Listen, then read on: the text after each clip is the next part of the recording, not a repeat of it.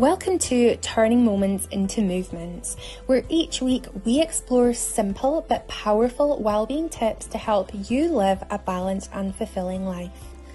My name's Leanne Ross, your host and the founder and coach of my business, Happyluia, and I will be taking you through today's 15 minutes of insight and inspiration. Let's get started.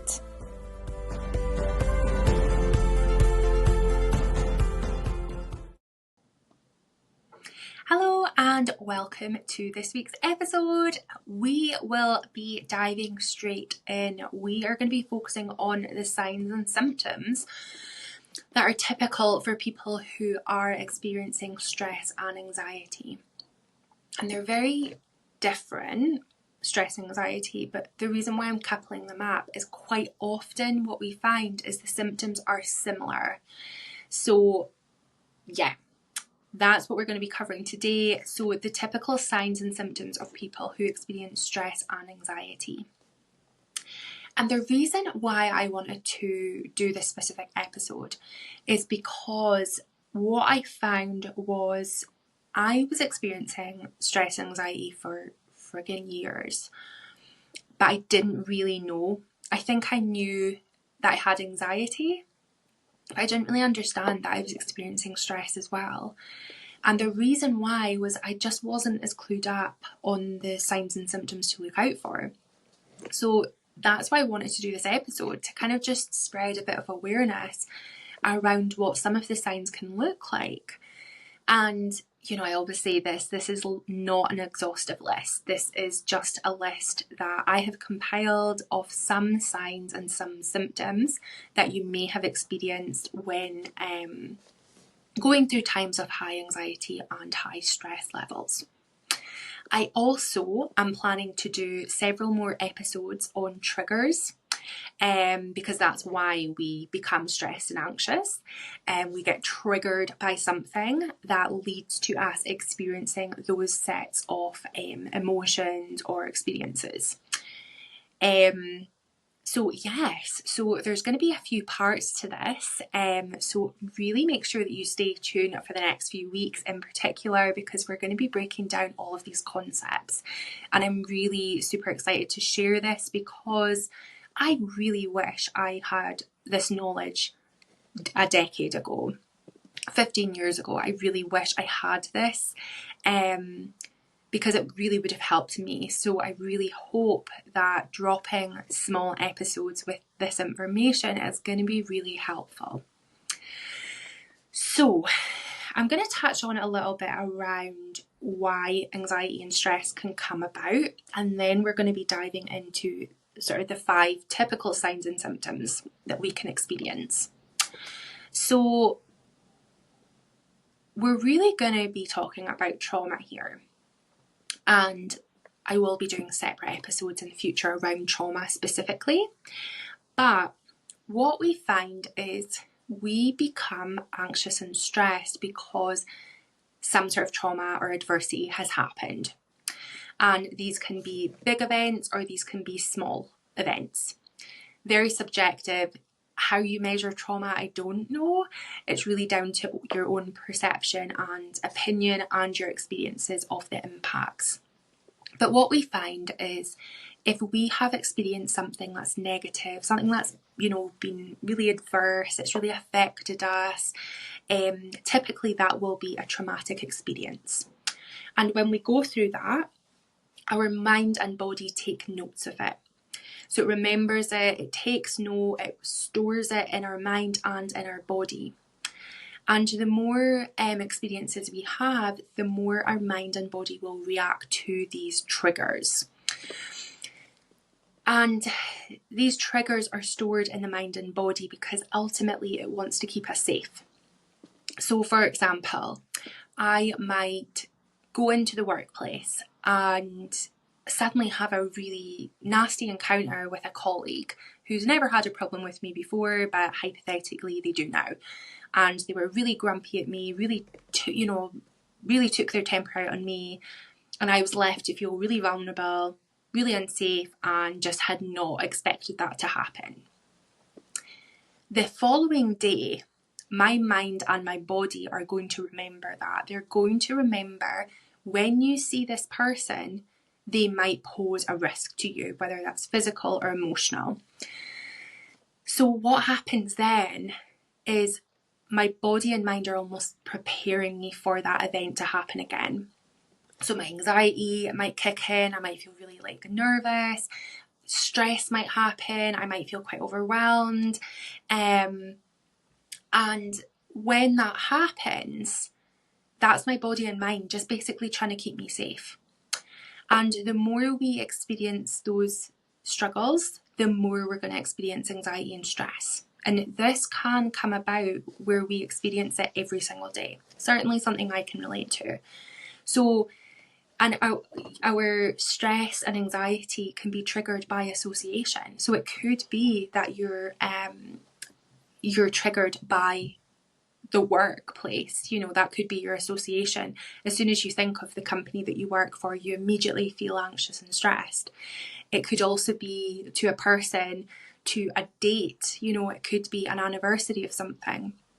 But ultimately, these happen because our mind and body want to keep us safe. It wants us to remember an event, take us back to the event that caused us that anxiety and stress, and the body and the mind are getting prepared for that to happen again.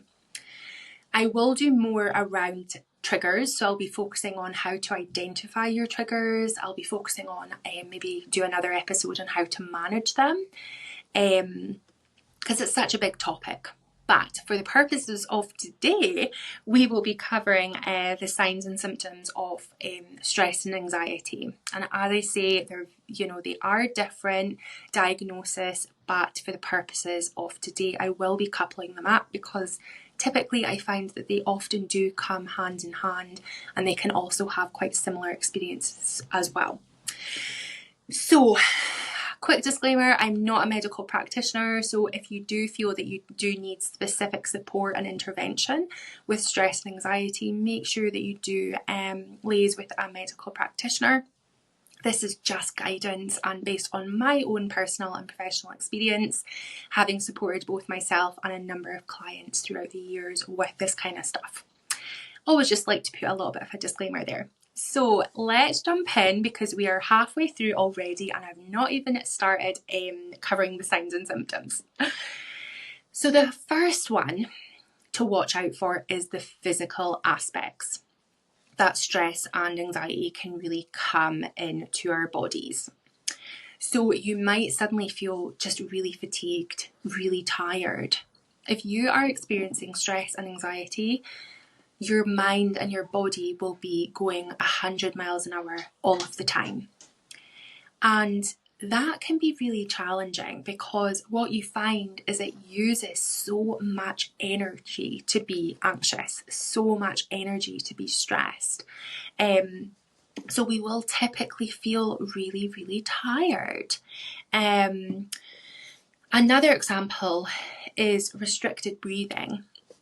So stress and anxiety affects the nervous system. The nervous system, really in effect controls so many areas in the body.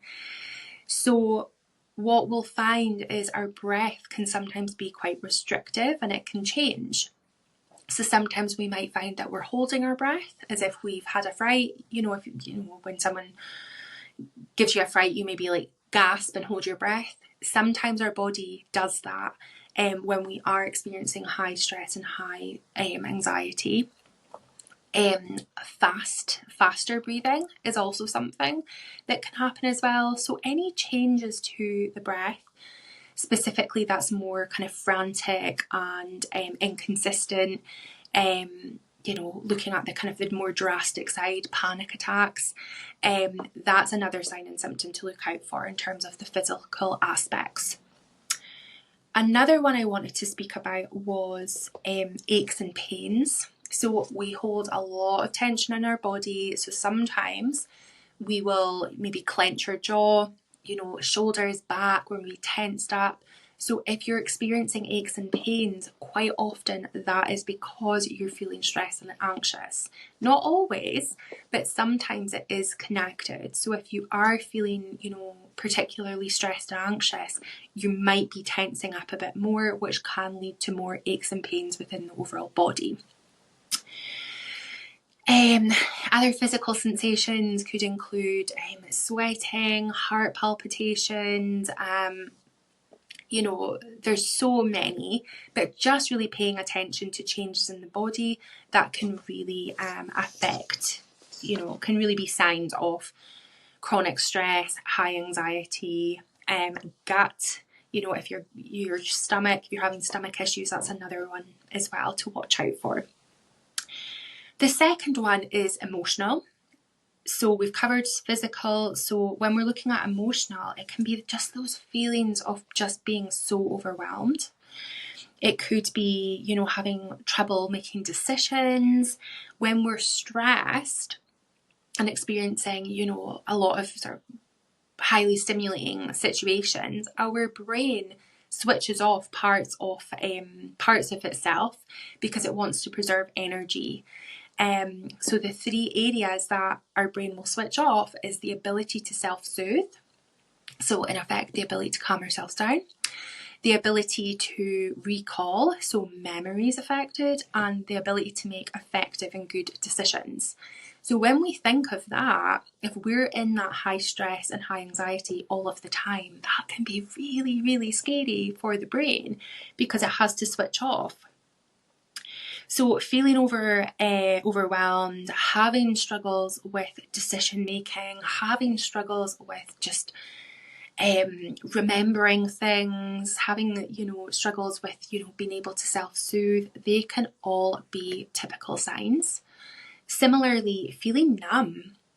Sometimes our mind and body have just in effect had enough, so sometimes we'll go the opposite way and our brain will want to protect us, so it will suppress the emotions. So we maybe feel a bit more detached, we'll maybe feel a bit more kind of disinterested, might sort of disassociate a bit. So they are typical signs that can come about when we are focusing on the emotional part. Behavioural, number 3.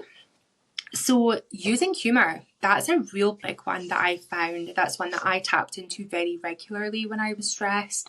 I would constantly say, oh my God, I'm so stressed, like this is just crazy, or something like that. And I would make light of it. So that is something that is really typical. People will say things in a jokey manner, but they will be really serious about it. Poor timekeeping is another one. People may have overslept because they're so tired. They may be avoiding going in, or dealing with a certain situations. They may arrive late. Over or under eating, that's another one. I am a huge emotional eater. It's something I've really struggled with for a large part of my life.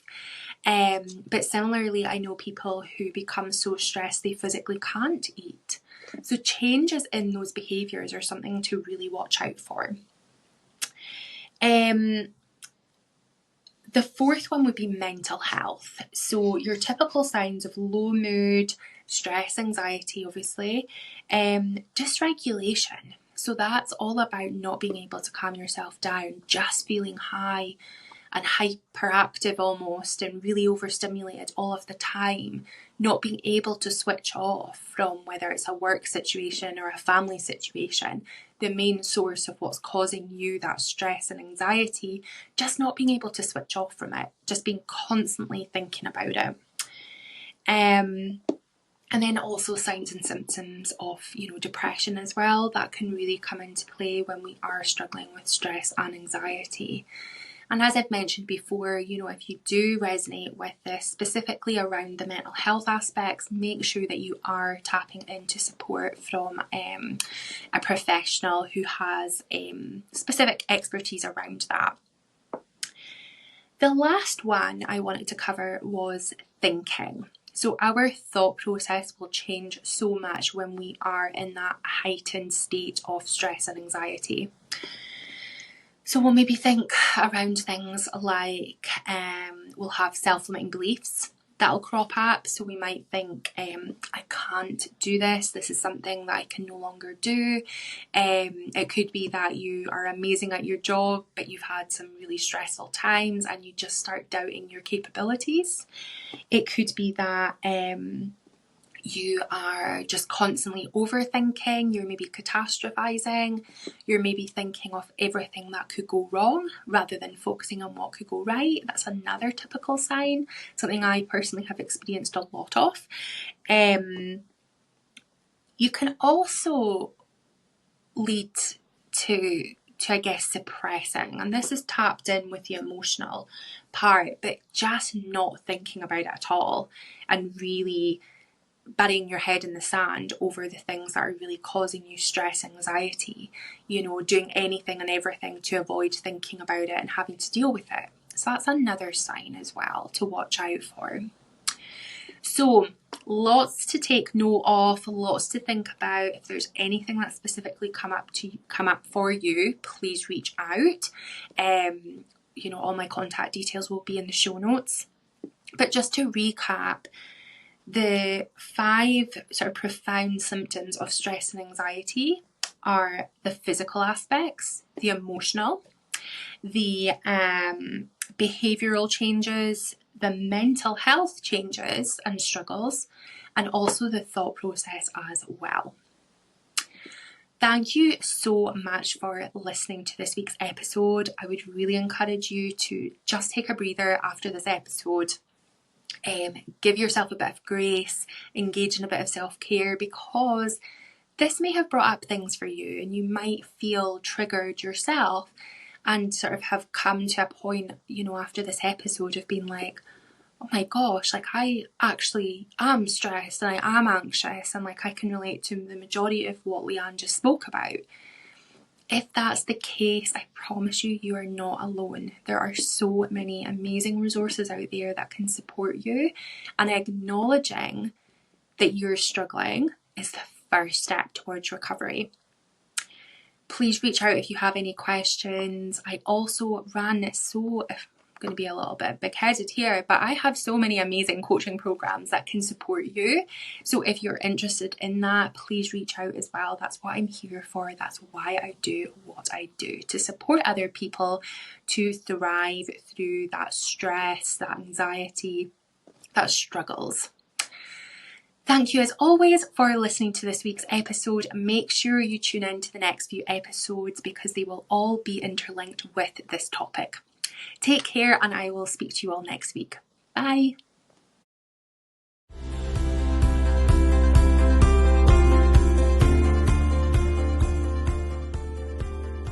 Thank you so much for listening to this week's episode of Turning Moments into Movements.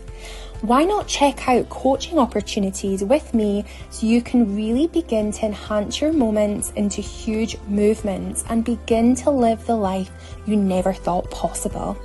Details are in the show notes.